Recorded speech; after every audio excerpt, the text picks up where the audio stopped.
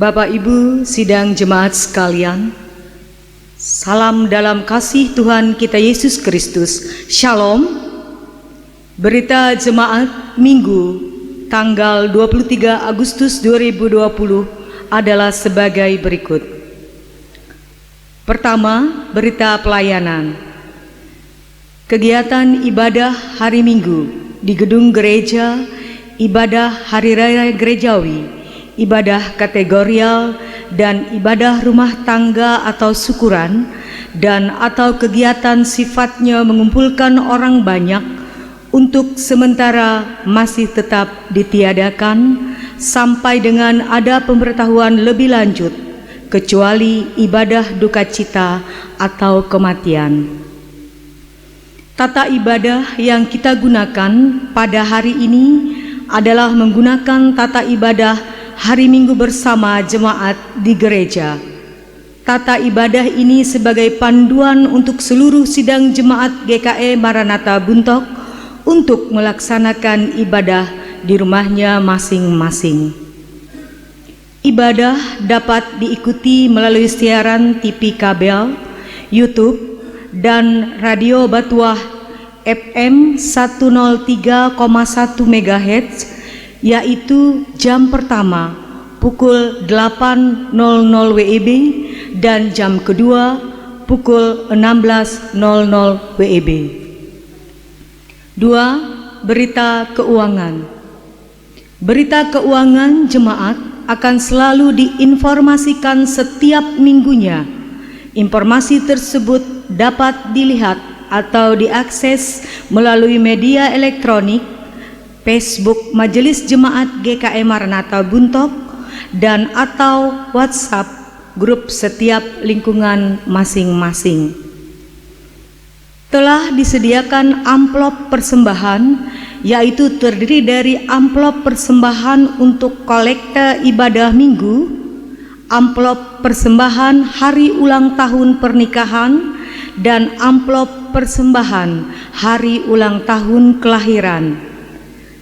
Untuk amplop-amplop tersebut, bagi warga jemaat, Bapak Ibu sidang jemaat sekalian yang memerlukan, termasuk juga untuk berita jemaat Persi cetak, dapat diambil di rumah ketua lingkungan masing-masing. Kolekte ibadah minggu bisa ditulis nama dari keluarga pemberi persembahan, dan persembahan tersebut dapat dikumpulkan melalui penetua diakon atau bendahara lingkungan masing-masing. 3. Berita tambahan. Gedung Gereja Maranatha tetap melayani pada kegiatan tertentu atau terbatas sifatnya, seperti pemberkatan nikah, baptisan kudus, dan lain-lain. Untuk pelaksanaan kegiatan-kegiatan dimaksud, agar para pihak terlebih dahulu berkoordinasi dengan Badan Pekerja Harian Majelis Jemaat GKE Maranatha melalui tim pencegahan COVID-19 di lingkungan gereja, agar pelaksanaan dan segala keperluan tetap sesuai dan tetap mematuhi ketentuan dan standar protokol kesehatan. Ibadah kita pada hari ini dilayani oleh Majelis Jemaat Lingkungan 3 Jemaat Maranatha dengan pendeta pelayanan oleh Ibu Pendeta Letina, liturgus oleh Bapak Penutua Dr. Andes Aji Rario Pahmi, dan pelayanan singer oleh seksi pelayanan Bapak-Bapak. Demikian berita jemaat untuk kita sekalian pada hari ini, Minggu tanggal 23 Agustus 2020 disampaikan. Atas perhatian dan kerjasama kami ucapkan terima kasih. Selamat beribadah. Tuhan Yesus memberkati.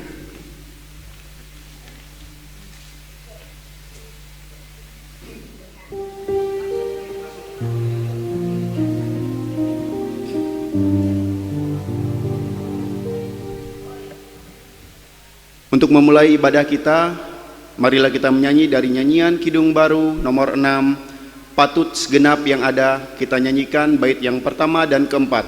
Jemaat kami undang untuk bangkit berdiri.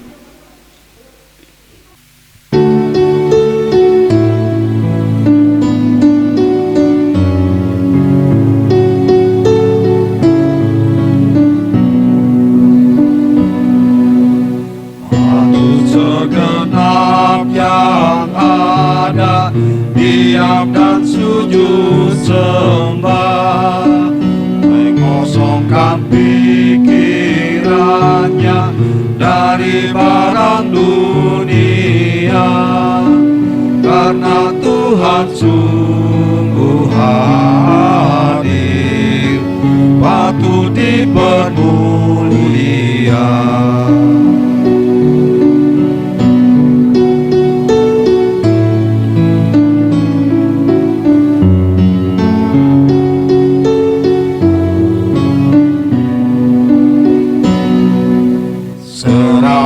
Menutup wajah, kerubim sujud sembah, sungkem di hadapan Dia dan menyanyi tak lelah. Haleluya, haleluya, Tuhan Maha Mulia.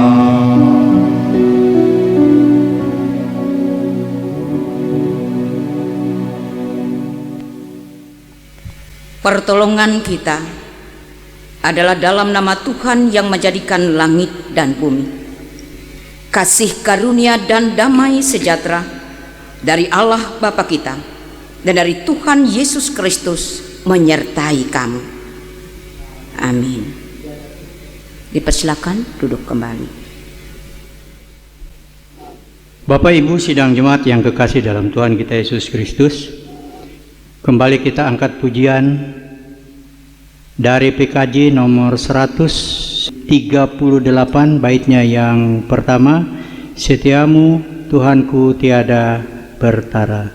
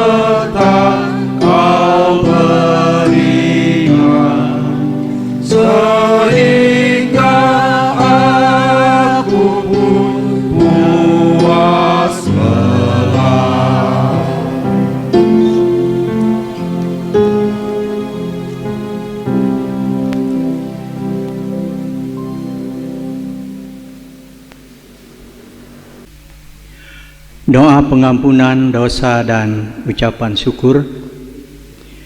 Bapa kami yang di sorga, kami datang ke hadirat-Mu yang kudus dengan segala kerendahan hati kami, menyadari betapa kami telah berdosa di hadapan-Mu. Ampunilah kami ya Tuhan. Kami menyadari bahwa seringkali kami lalai terhadap perintah-Mu, lebih mengikuti nafsu duniawi dan tidak berhikmat dalam menjalani hari-hari kehidupan dengan tidak mau peduli bagaimana kami harus hidup sebagaimana seharusnya. Kuduskan kami ya Tuhan. Syukur bagimu ya Tuhan, melewati masa yang sulit pandemi COVID-19 ini, Tuhan mengajarkan dan memberikan cara hidup yang seperti Tuhan inginkan. Biarlah dalam kebenaran dan kekudusan-Mu kami dapat menjalankan hidup dengan bijaksana, bersih dan suci bagi-Mu. Dalam nama Tuhan Yesus kami berdoa. Amin. Berita anugerah. Jemaat diundang berdiri. Setiap orang yang merendahkan diri di hadapan Allah, mengaku dosa dan percaya bahwa Bapa akan mengasihinya, serta selalu bersyukur, maka kami memberitakan keampunan dosa telah berlaku dalam nama Bapa, Anak, dan Roh Kudus. Amin. Jemaat duduk kembali. Pembacaan Alkitab untuk kita pada hari ini diambil dari kitab Keluaran pasal 1 ayat yang ke-8 sampai dengan Keluaran pasal 2 ayat 1 sampai dengan 10 dengan perikop orang Israel ditindas di Mesir dan Musa lahir dan diselamatkan. Kemudian bangkitlah seorang raja baru memerintah tanah Mesir yang tidak mengenal Yusuf. Berkatalah raja itu kepada rakyatnya, bangsa Israel itu sangat banyak dan lebih besar jumlahnya daripada kita. Marilah kita bertindak dengan bijaksana terhadap mereka, supaya mereka jangan bertambah banyak lagi, dan jika terjadi peperangan, jangan bersekutu nanti dengan musuh kita dan memerangi kita, lalu pergi dari negeri ini. Sebab itu pengawas-pengawas Rodi ditempatkan atas mereka untuk menindas mereka dengan kerja paksa. Mereka harus mendirikan bagi Firaun kota-kota perbekalan, yakni Pitom dan Ramses. Tetapi makin ditindas, makin bertambah banyak dan berkembang mereka, sehingga orang merasa takut kepada orang Israel itu. Lalu dengan kejam orang Mesir memaksa orang Israel bekerja dan memahitkan hidup mereka dengan pekerjaan yang berat, yaitu mengerjakan tanah liat dan batu bata dan berbagai-bagai pekerjaan di padang. Ya, segala pekerjaan yang dengan kejam dipaksakan orang Mesir kepada mereka itu. Raja Mesir juga memerintahkan kepada bidan-bidan yang menolong perempuan Ibrani, seorang bernama Sifra dan yang lain bernama Pua, katanya, apabila kamu menolong perempuan Ibrani pada waktu bersalin, kamu harus memperhatikan waktu anak itu lahir. Jika anak laki-laki, kamu harus membunuhnya, tetapi jika anak perempuan, bolehlah ia hidup. Tetapi bidan-bidan itu takut akan Allah dan tidak melakukan seperti yang dikatakan Raja Mesir kepada mereka, dan membiarkan bayi-bayi itu hidup. Lalu Raja Mesir memanggil bidan-bidan itu dan bertanya kepada mereka, mengapakah kamu berbuat demikian, membiarkan hidup bayi-bayi itu? Jawab bidan-bidan itu kepada Firaun, sebab perempuan Ibrani tidak sama dengan perempuan Mesir, melainkan mereka kuat. Sebelum bidan datang, mereka telah bersalin. Maka Allah berbuat baik kepada bidan-bidan itu, bertambah banyaklah bangsa itu dan sangat berlipat ganda. Dan karena bidan-bidan itu takut akan Allah, maka ia membuat mereka berumah tangga. Lalu Firaun memberi perintah kepada seluruh rakyatnya, lemparkanlah segala anak laki-laki yang lahir bagi orang Ibrani ke dalam sungai Nil, tetapi segala anak perempuan biarkanlah hidup. Seorang laki-laki dari keluarga Lewi kawin dengan seorang perempuan Lewi, lalu mengandunglah ia dan melahirkan seorang anak laki-laki. Ketika dilihatnya bahwa anak itu cantik, disembunyikannya 3 bulan lamanya. Tetapi ia tidak dapat menyembunyikannya lebih lama lagi. Sebab itu diambilnya sebuah peti padan, dipakalnya dengan gala-gala dan ter, diletakkannya bayi itu di dalamnya, dan ditaruhnya peti itu di tengah-tengah Tiberau di tepi sungai Nil. Kakaknya perempuan berdiri di tempat yang agak jauh untuk melihat apakah yang akan terjadi dengan dia. Maka datanglah putri Firaun untuk mandi di sungai Nil. Sedang dayang-dayangnya berjalan di tepi sungai Nil, lalu terlihatlah olehnya peti yang di tengah-tengah Tiberau itu. Maka disuruhnya hambanya perempuan untuk mengambilnya. Ketika dibukanya, dilihatnya bayi itu, dan tampaklah anak itu menangis.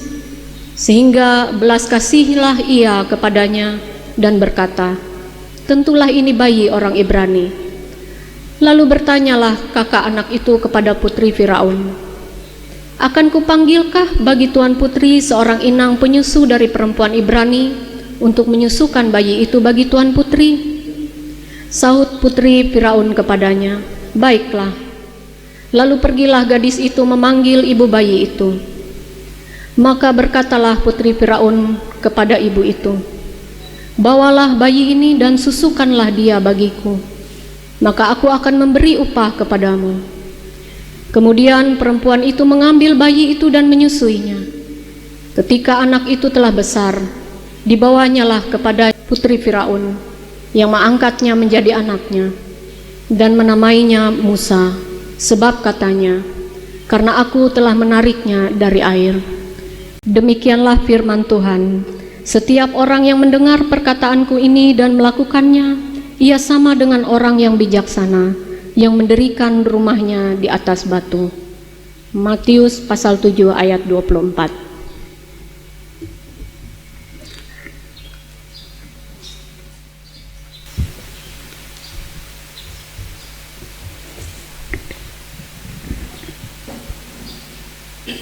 Kita sambut pembacaan Alkitab tadi dengan memuji nama Tuhan dari pelengkap Kidung Jemaat nomor 198, baitnya yang pertama, "Di hatiku ya Yesus."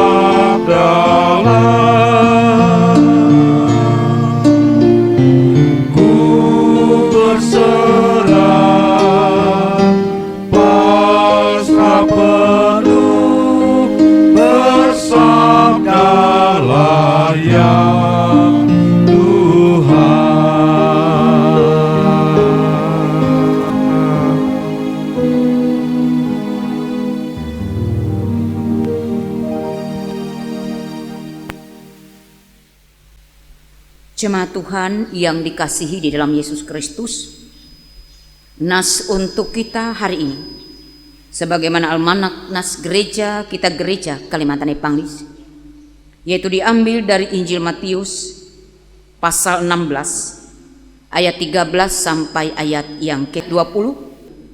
Sebelum kita bersama-sama menggumuli firman Tuhan ini, kita berdoa. Yang Maha Besar Tuhan Allah kami di dalam Yesus Kristus, kami bersyukur berterima kasih kepadamu atas hidup yang masih Engkau berikan kepada kami sampai saat ini. Oleh hidup ini Tuhan, Engkau perkenankan melewati Roh-Mu yang kudus untuk mengenal Engkau sebagai Tuhan dan Juru Selamat kami. Karena itu saat ini Tuhan, kami jemaat, baik yang saat ini dalam rumah Tuhan maupun di tempatnya masing-masing, kami benar-benar ingin semakin mengenal Tuhan melalui suara dan firman Tuhan yang sebentar akan kami terima. Karena itu Tuhan, kami memohon pertolongan dan urapan Roh-Mu yang kudus, seraya hikmat daripada Engkau tambahkan atas kami, sehingga ketika kami boleh menerima firman-Mu meneguhkan, menguatkan kami, terlebih menjadi berkat bagi kami sekalian. Di dalam Yesus Kristus kami berdoa. Amin. Injil Matius pasal 16 ayat 13 sampai ayat 20 dengan perikop pengakuan Petrus. Demikian firman Tuhan. Setelah Yesus tiba di daerah Kaisarea Filipi, ia bertanya kepada murid-muridnya, "Kata orang, siapakah Anak Manusia itu?" Jawab mereka, "Ada yang mengatakan Yohanes Pembaptis, ada juga yang mengatakan Elia, dan ada pula yang mengatakan Yeremia atau salah seorang dari para nabi." Lalu Yesus bertanya kepada mereka, "Tetapi apa katamu? Siapakah aku ini?" Maka jawab Simon Petrus, "Engkau adalah Mesias, Anak Allah yang hidup." Kata Yesus kepadanya, "Berbahagialah engkau Simon bin Yunus, sebab bukan manusia yang menyatakan itu kepadamu, melainkan Bapa-Ku yang di sorga. Dan aku pun berkata kepadamu, engkau adalah Petrus, dan di atas batu karang ini aku akan mendirikan jemaatku, dan alam maut tidak akan menguasainya. Kepadamu akan kuberikan kunci kerajaan surga. Apa yang kuikat di dunia ini akan terikat di surga, dan apa yang kau lepaskan di dunia ini akan terlepas di surga." Lalu Yesus melarang murid-muridnya supaya jangan memberitahukan kepada siapapun bahwa Ia Mesias. Demikianas untuk pelayanan kita. Salam. Jemaat Tuhan yang dikasihi di dalam Yesus Kristus, hari ini merupakan minggu hampir mendekati minggu terakhir pada bulan Agustus 2020 ini. Dan kita kembali boleh bertatap muka, walaupun hanya melewati media sosial, layar TV, media elektronik yang kita gunakan. Tapi paling tidak saya mengatakan perjumpaan kita luar biasa di dalam Tuhan, menjadi berkat harapan di dalamnya untuk boleh saling menguatkan. Nas kita hari ini berbicara tentang pengakuan Petrus. Dalam perjalanan pelayanan Yesus bersama murid-muridnya pada masa lampau, kita semua tahu bahwa dalam pelayanan Yesus tidak berdiam di satu tempat, tapi berbagai tempat dalam seluruh rangkaian pelayanannya. Dan nas kita berbicara ketika Yesus dan rombongan murid-muridnya tiba di sebuah kota yang bernama daerah Kaisarea Filipi. Daerah ini adalah daerah yang sangat istimewa dalam masa pemerintahan dari Kaisar Filipus, secara khusus pada zaman pemerintahan Romawi. Kenapa ada keistimewaan di antara wilayah yang lain? Karena wilayah ini adalah wilayah yang dikhususkan tempat peristirahatan orang-orang terpandang pada saat itu, termasuk raja, bahkan segenap penguasa yang ada di wilayah pemerintahan Romawi. Dan bertepatan dalam nas kita menceritakan Yesus pun singgah di tempat ini, paling tidak boleh merasakan rehat sejenak dari segenap rangkaian pelayanan yang dirasakannya. Dan dalam suasana rehat ini, Yesus tidak membuat waktu itu terbuang dengan sia-sia. Karena itu Yesus bertanya dalam pertanyaan nas kita ini. Tujuan Yesus sesungguhnya, Ia sudah tahu bagaimana dan apa dan siapa dari murid-murid itu. Tapi Yesus mau melihat kesungguhan pengertian pengenalan mereka yang selama ini berbaur bersama dengan Yesus. Karena itu yang pertama pertanyaan Yesus ialah kata orang, siapakah aku ini? Dan murid-muridnya menjawab pandangan orang tentang siapa Yesus atau anak manusia itu. Sebagian mengatakan ya seperti Yeremia, seperti Elia, yang digambarkan juga seperti Yohanes Pembaptis atau nabi-nabi. Tetapi Yesus kembali menyatakan, menurut kamu siapakah aku? Dan Petrus mewakili murid-murid yang ada menjawab bahwa Yesus adalah Mesias, anak Allah yang hidup. Jemaat Tuhan, artinya mau mengatakan kepada kita, berbicara tentang pengakuan iman kepada Allah di dalam Yesus Kristus. Bisa saja seringkali kita bahwa pengakuan itu hanya sebatas kata orang atau mendengar kata orang. Tapi yang terpenting keinginan Tuhan ialah melihat apa menurut kita, pengakuan kita, pengenalan kita akan Tuhan itu sendiri. Dan ini yang menentukan kualitas iman dari tiap-tiap orang. Karena bukan kata orang, bukan pendapat orang, tetapi lahir dari kehidupannya sendiri, pikirannya sendiri, pandangannya sendiri, keyakinannya sendiri. Dan ini yang seringkali dikatakan sebagai iman yang sejati. Jemaat Tuhan, ketika Petrus mengatakan bahwa Yesus adalah Mesias, anak Allah yang hidup, mewakili para murid, apa yang dikatakan oleh Yesus? Yesus mengatakan, berbahagialah engkau Simon bin Yunus, karena apa yang disampaikan dinyatakannya dalam pengakuan itu tidaklah berdasar pada pengertiannya sebagai manusia, tetapi Allah di dalam Roh Kudus mengaruniakannya. Jemaat Tuhan, artinya pengakuan kita kepada Allah di dalam Yesus Kristus tidak sebatas pengertian kita sebagai manusia, tapi karena ada kuasa Allah yang bekerja di dalam kita, yang memampukan kita untuk mengenal, mengerti dan mengakui bahwa benarkah Yesus Kristus adalah Tuhan, Mesias, anak Allah yang hidup dalam kehidupan kita.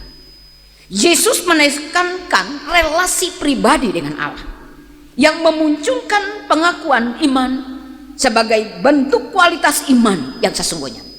Karena barang tentu dapat dipahami bahwa banyak kali dalam kehidupan kita sebagai orang Kristen, orang percaya, ada yang mengatakan Kristen palsu, hanya mengatakan ya Kristen, ya menjadi orang Kristen, tapi kualitas iman tidak nyata, tidak terlihat dan tidak berbuah dalam kehidupan. Ada banyak orang hanya menyatakan aku mengenal Yesus melalui kata orang, tapi ya tidak berdampak mengubah hidup untuk menjadi hidup yang berkualitas sebagai kehendak Allah. Ini benar-benar luar biasa, jemaat Tuhan. Pengakuan Petrus ini merupakan pengakuan bagi kehidupan jemaat dan gereja dari segala masa dan tempat. Bahkan kita saat ini juga memegang nilai yang sama. Mau menyatakan bahwa sebuah lembaga, sebuah gereja, sebuah kehidupan orang Kristen, ia tidak terlepas dari pengakuan yang diwakili oleh Petrus bahwa Yesus adalah Mesias, anak Allah yang hidup. Jemaat yang dikasih dalam Yesus Kristus, ketika masuk dalam ranah pengertian kita, mari kita bertanya masing-masing ke dalam diri dan hidup kita. Barang tentu sekian puluh tahun kita menjadi orang Kristen, sudahkah kita mengenal Yesus? Pernahkah kita merasakan yang melahirkan kita berani mengatakan bahwa Yesus adalah juru selamat kita? Jawaban ada pada kita masing-masing.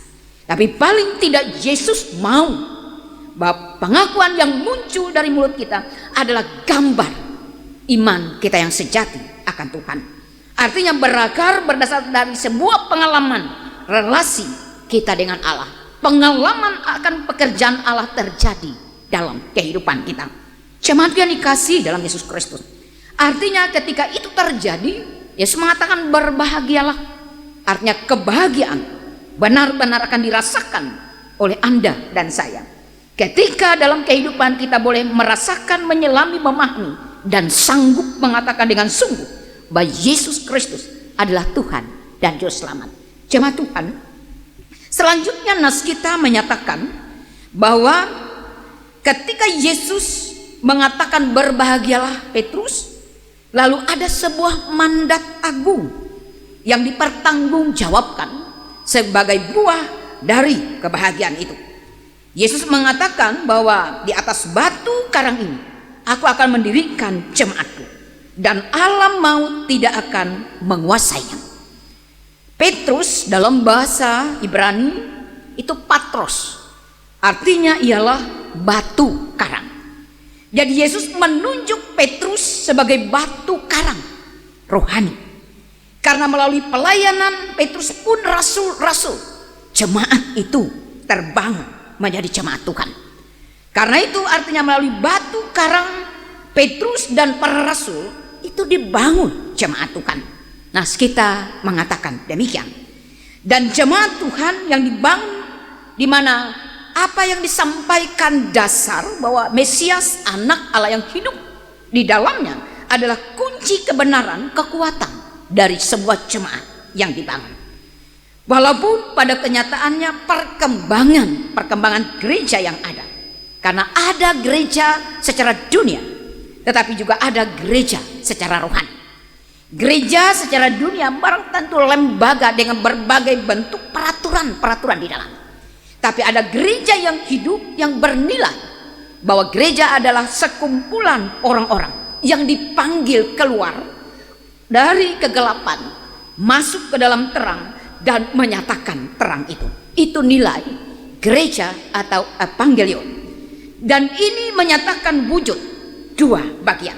Tapi gereja semua pun adalah gereja. Hanya tinggal bagaimana lembaga di dalamnya benar-benar menempatkan kebenaran yang sungguh bahwa Yesus Kristus adalah Tuhan sebagai kepala gereja. Walaupun ada banyak gereja mungkin bukan Yesus sebagai kepala gereja, hanya sebagai bagian kiblat saja, tapi sesungguhnya di dalamnya mereka menjadi Tuhan. Jemaat yang dikasih dalam Yesus Kristus. Karena itu dalam nas ini dikatakan bahwa tidak bisa dipungkiri ada banyak hal yang barang tentu menjadi sebuah badai pergumulan. Bagaimana jemaat itu bisa tangguh, kokoh dan kuat. Tapi Yesus menjamin sebuah janji yang luar biasa, bahwa jemaat yang dibangun di atas batu karang kebenaran, bahwa Mesias anak Allah yang hidup itu yang disampaikan, disuarakan oleh para rasul, maka dikatakan alam maut tidak berkuasa atas mereka. Artinya apapun yang terjadi di tengah-tengah perjalanan waktu kehidupan dunia ini, gereja tetap hadir. Gereja rohani milik Allah, bahkan kuasa maut tidak akan sanggup meruntuhkan dan menghancurkannya. Jemaat yang dikasih dalam Yesus Kristus. Oleh karena itu dikatakan dalam ayat 19, kepadamu akan kuberikan kunci kerajaan surga. Jemaat Tuhan berbicara tentang tugas tanggung jawab mandat agung. Petrus, para rasul pada zaman itu iya, tapi pada zaman sekarang ya tidak lagi hanya terletak dalam setiap pelayanan, misalnya para pendeta, penatua, diakon, siapapun, tetapi semua orang percaya memiliki mandat yang sama. Ketika kita menerima baptisan kudus, mandat di dalamnya ialah memberitakan bahwa Yesus adalah Tuhan dan Juru Selamat. Ini mandat bagi semua kita. Artinya kita ini adalah gereja yang hidup, yang dipanggil keluar ke dalam terang dari kegelapan, dan di situ kita menjadi alat terang. Artinya menjadi kunci kerajaan Allah atau surga. Artinya bahwa dari kehidupan kita, dari pekerjaan pelayanan kita, dari pemberitaan tentang Mesias Allah yang hidup, itu menjadi kunci kerajaan surga itu. Nah, artinya kunci itu luar biasa. Kalau dipahami bahwa semua kita adalah kunci kerajaan surga, pertanyaan ialah apa yang harus kita buat? Saya mencatat ada beberapa hal. Kunci kerajaan Allah yang pertama, bahwa melalui kehidupan kita, kita benar-benar memberi dalam bentuk khusus, artinya berbagi pengetahuan iman, membangun kehidupan iman, bahkan mewujud nyatakan kualitas iman dalam hidup. Karena melalui kehidupan kita orang lain bisa belajar bagaimana hidup dalam kebenaran sesuai kehendak Allah. Karena tanpa kebenaran sesuai dengan kehendak Allah, kunci itu tidak akan pernah bisa dibuka. Kemudian yang kedua, bahwa kunci untuk membuka surga adalah doa. Melalui kehidupan kita orang-orang percaya, kita harus membangun relasi yang kuat dan kukuh kepada Allah. Karena tanpa kuasa Allah, tidak akan mungkin kita mampu mewujud nyatakan bagaimana kunci itu bisa dibuka agar kita maupun orang lain masuk ke dalamnya. Kemudian ibu bapak jemaat Tuhan, apa yang menjadi prasyarat dikatakan di dalamnya? Bahwa apa yang kamu lepaskan di dunia ini akan terlepas di surga, dan apa yang kamu ikat di dunia ini akan terikat di surga. Kita renungkan. Artinya Allah memberi mandat dan kuasa kepada kita untuk menentukan, untuk menunjukkan, untuk memproklamirkan apa yang benar dan apa yang salah, dan mampu memilih apa yang benar dan melakukannya, dan melepaskan apa yang tidak benar yang menjadi penghalang pintu surga terkunci bagi kita dan bagi orang lain. Ini tugas yang memang sangat berat, karena bukan hanya memberi ruang orang lain, tapi kita sendiri yang harus masuk ke dalamnya dan membawa orang lain untuk bersama-sama di dalamnya. Bayangkan ibu bapak, bahwa Anda dan saya dipercayakan untuk memegang kunci dari kerajaan surga. Ketika kunci yang kita pegang tidak dipertanggungjawabkan, maka barang tentu banyak penyamun, iblis dan segala macam merampasnya, karena mereka tidak menginginkan bahwa pintu itu bisa terbuka. Ketika pintu itu terbuka, berarti keselamatan adalah bagian yang pasti. Tapi kegelapan menginginkan keselamatan itu bukanlah milik kita. Oleh karena itu di dalam nas yang lain yang menggambarkan bahwa iblis sebagai puncak dari kuasa kegelapan, kejahatan dan dosa, ia digambarkan seperti singa yang terus mengaum-ngaum mengelilingi lutut atau kaki setiap orang. Tidak ada waktu dia beristirahat. Itu artinya kita juga tidak ada waktu untuk istirahat. Kita benar-benar di medan perang untuk menjaga, menyuarakan dan menyatakan kebenaran keselamatan hanya di dalam Yesus Kristus. Lalu ayat terakhir nas kita, lalu Yesus melarang murid-muridnya supaya jangan memberitahukan kepada siapapun bahwa ia Mesias. Nas ini saya boleh mengatakan dalam bahasa saya tidak berlaku lagi bagi kita. Pada masa Yesus menyuarakan nas ini, perkataan ini, karena pada zaman itu Yesus belum sempurna melaksanakan tugas misi penyelamatan atas dunia ini, yang membuktikan tentang tanggung jawabnya sebagai Mesias, karena ia belum mengalami dan melaksanakan kematian dan kebangkitannya.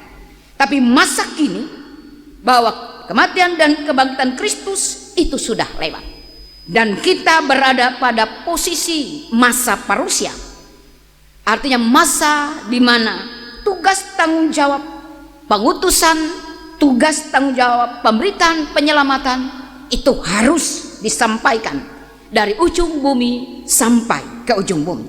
Saya mau mengatakan, artinya inilah tugas kita sekarang.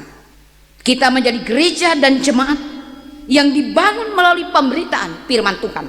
Apakah para rasul, apakah hamba-hamba Tuhan, apakah kita sendiri mengalaminya? Kita harus membagikannya.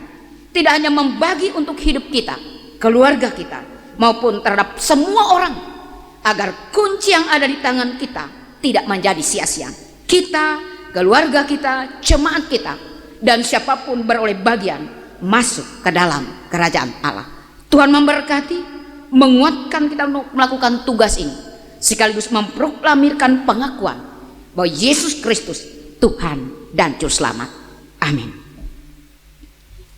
Kita bersama-sama dalam saat kita berdoa. Kembali kami bersyukur kepada Tuhan atas waktu yang amat luar biasa yang Kau boleh perkenankan bagi kami, dan kami boleh pergunakan untuk membangun relasi hubungan kasih, baik sesama kami terlebih dengan Tuhan. Dalam persekutuan, dalam ibadah kami bersama-sama telah belajar akan firman Tuhan.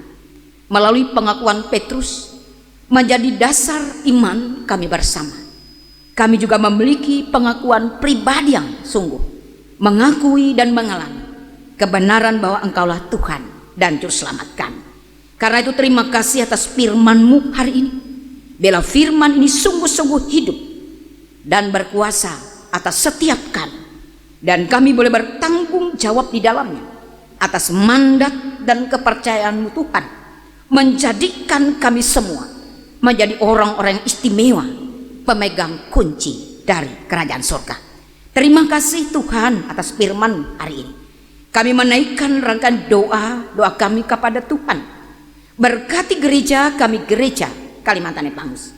Berkati pula segenap rangkaian pelayanan di dalamnya, tingkat majelis sinode, majelis resort, sampai kepada majelis jemaat. Demikian juga seluruh program kerja dan pelayanan yang dilaksanakan di dalamnya, yang satu-satunya tujuan untuk menyatakan kebenaran, kehidupan, keselamatan melalui Yesus Kristus, Sang Juru Selamat. Bapa di surga, Bapa kami dalam Yesus Kristus, diberkati secara istimewa resort kami, resort GKI Bontok, jemaat-jemaat dalam kawasan resort, dan istimewa jemaat GKI Maranatha. Tuhan tahu apa yang menjadi tugas, tanggung jawab, keinginan, harapan kami sebagai sebuah jemaat, bahkan sebagai sebuah gereja. Kami tahu Tuhan, yakin bahwa kuasa-Mu lah yang memperlengkapi setiap kami untuk terus menerus sanggup, penuh kerinduan, kasih dan pelayanan, melaksanakan tanggung jawab kami dengan sungguh di dalam segala mandat yang Kau berikan kepada kami masing-masing. Baik majelis jemaat, penatua diakon, demikian juga hamba-hamba Tuhan yang melayani. Roh Kudus Tuhan menolongkan agar kami boleh menjadi alat di tangan Tuhan untuk menyatakan kebenaran, bahkan mewujud nyatakan apa yang Tuhan mau, agar keselamatan menjadi bagian kami sekalian. Terima kasih Tuhan.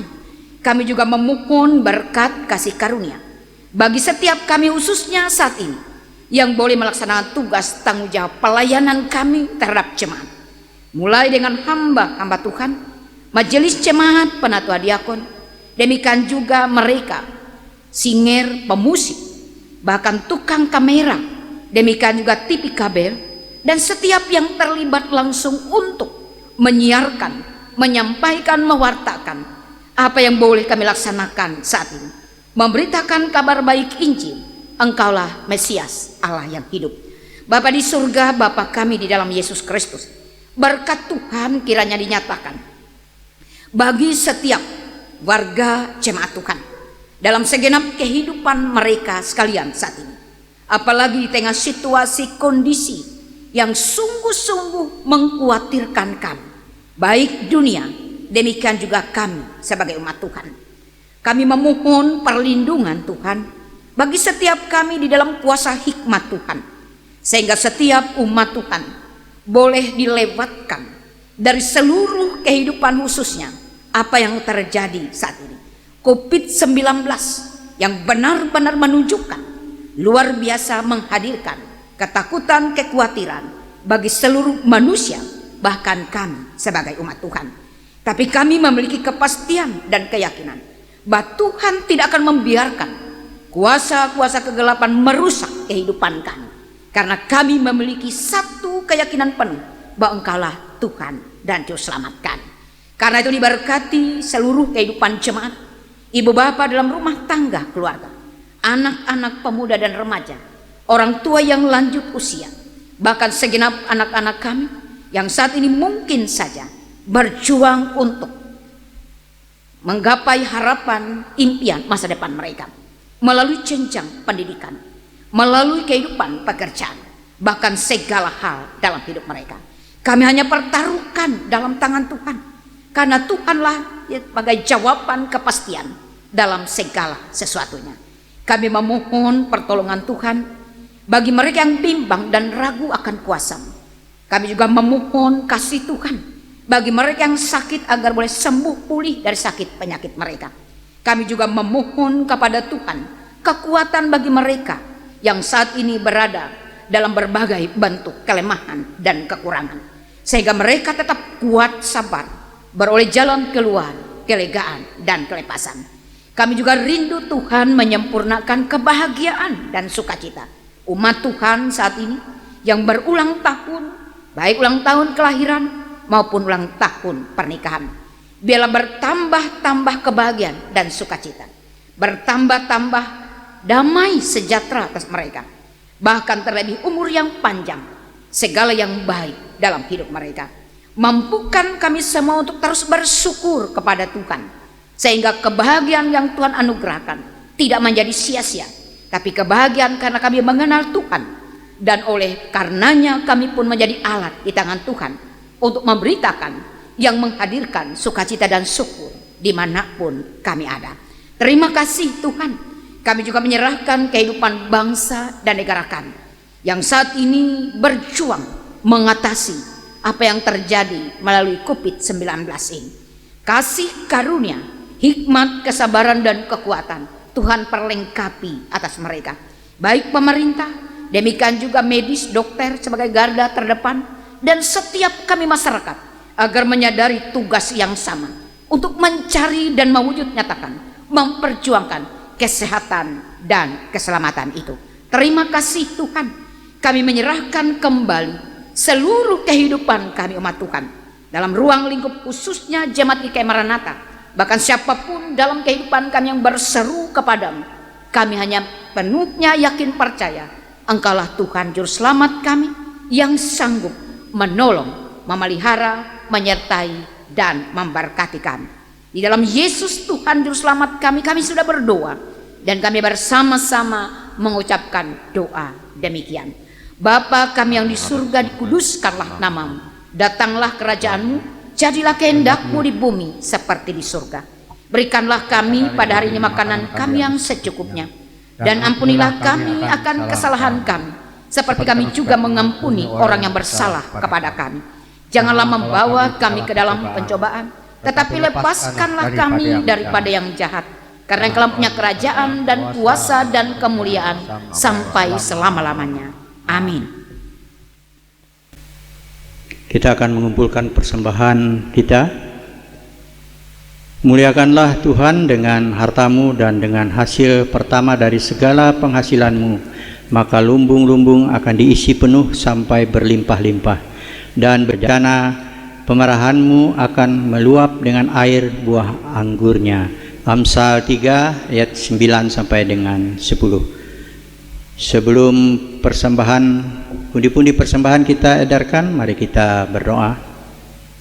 Segala puji dan syukur bagimu ya Bapa, yang telah memberkati usaha dan pekerjaan kami, sehingga apa yang kami perlukan Engkau telah cukupkan.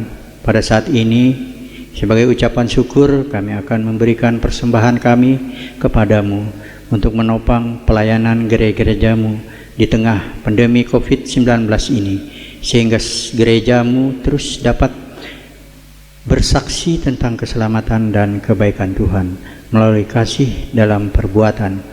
Berkatilah kami yang akan memberikan persembahan ini agar selalu hidup dalam kelimpahan-Mu. Amin. Untuk mengiringi pundi-pundi persembahan, kita menyanyi dari pelengkap Kidung Jemaat nomor 145, baitnya yang pertama dan yang ketiga, Aku Melangkah ke Tempat Tuhan.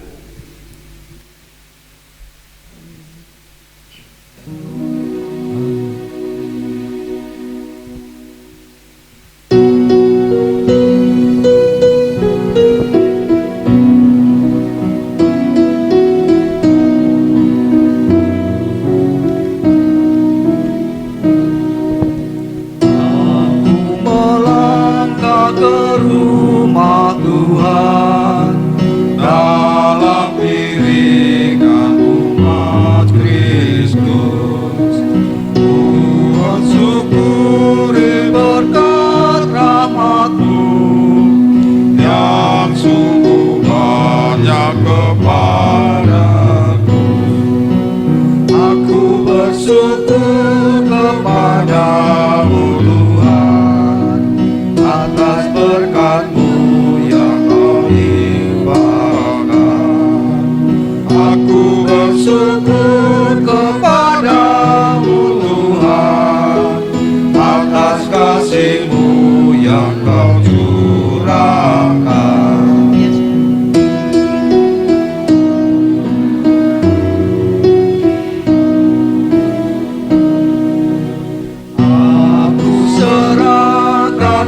hasil karyaku, harta tenaga serta waktu, dari tanganmu jua asalnya, bagi kemuliaan-Mu Bapa.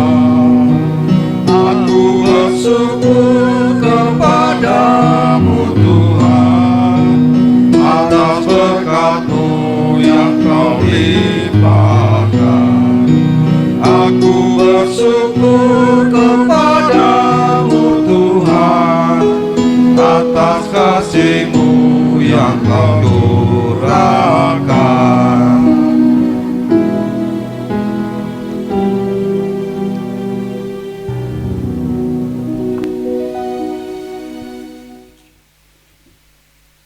Pengakuan iman dan berkat Tuhan, jemaat kami undang untuk berdiri.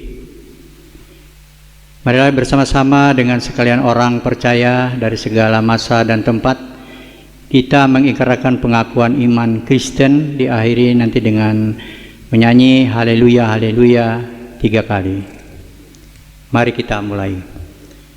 Aku percaya kepada Allah Bapa yang Maha Kuasa, Khalik langit dan bumi, dan kepada Yesus Kristus anaknya yang tunggal Tuhan kita, yang dikandung daripada Roh Kudus, lahir dari anak darah Maria, yang menderita di bawah pemerintahan Pontius Pilatus, disalibkan, mati dan dikuburkan, turun dalam kerajaan maut.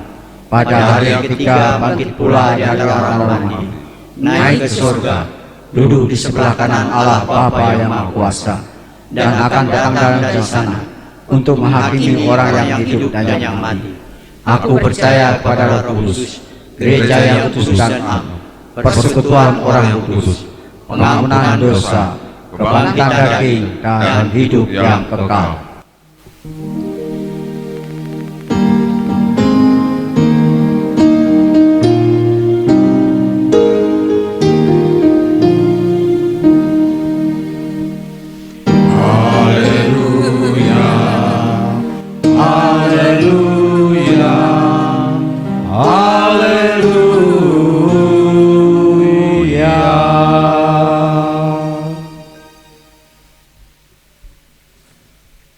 Pulanglah dengan sejahtera dan terimalah berkat Tuhan. Kasih karunia Tuhan Yesus Kristus dan kasih Allah dan persekutuan Roh Kudus menyertai kamu sekalian.